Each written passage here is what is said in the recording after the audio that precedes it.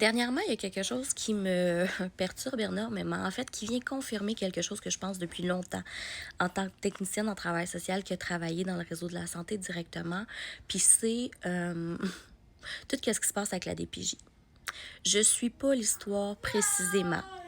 Je vois des brides de ce procès-là sur TikTok parce que, comme tout le monde, je trouve ça difficile à regarder parce que ça implique des tragédies qui arrivent à des enfants, des injustices épouvantables qui arrivent à des familles.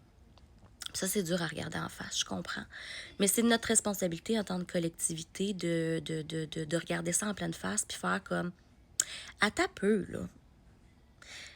En ce moment même, il y a des dirigeants qui mettent tout en place pour donner encore plus de pouvoir à l'institution.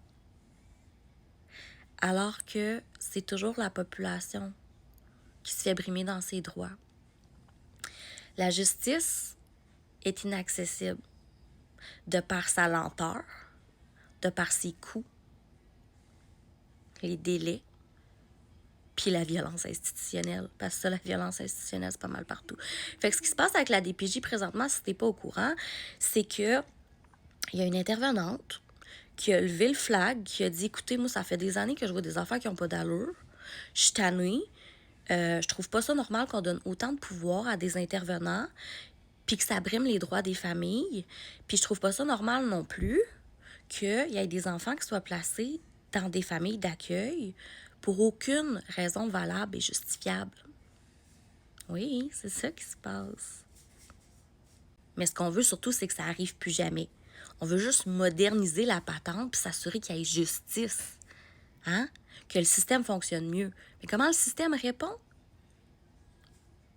Ils ont congédié la dame. Ben oui. Pourquoi qu'on garderait quelqu'un qui met en danger l'institution? Mais je veux juste vous rappeler que l'institution, elle existe pour protéger le citoyen. C'était le travail de l'intervenante, puis c'est ce qu'elle a fait. Puis elle se fait remercier par un congédiement. Dire la vérité au Québec, ça vient avec des conséquences.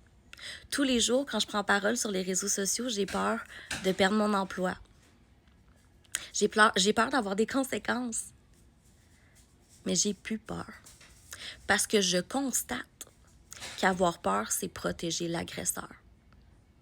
Puis l'institution complète au Québec, que ce soit l'éducation, la justice, puis le système de la santé, aussi la politique, ce sont tous des systèmes qui ne visent plus à protéger la population. C'est un système qui vise simplement à se protéger lui-même. Puis en ce moment même, ce même système-là et ses dirigeants sont en train de se rencontrer avec des grands documents pour chercher à donner encore plus de pouvoir à l'institution. Est-ce que c'est réellement ce qu'on veut en tant que collectivité? J'ai envie de t'entendre. Parce que moi, s'il y a bien une affaire qui me tente pas, c'est de fermer ma gueule, en sachant que ça, c'est la seule chose qui aide réellement quelqu'un à continuer d'abuser d'une collectivité qui veut juste la justice. On veut la justice. On veut la justice pour que tout le monde ait accès aux soins. On veut la justice pour que tout le monde ait accès à se défendre, à se protéger. On veut la justice pour que tout le monde ait un toit au-dessus de la tête, puisse manger, puis boire. C'est pas trop demandé, puis ça suffit que ça ait l'air trop demandé. Tu trouves pas? Qu'est-ce que t'en penses, toi?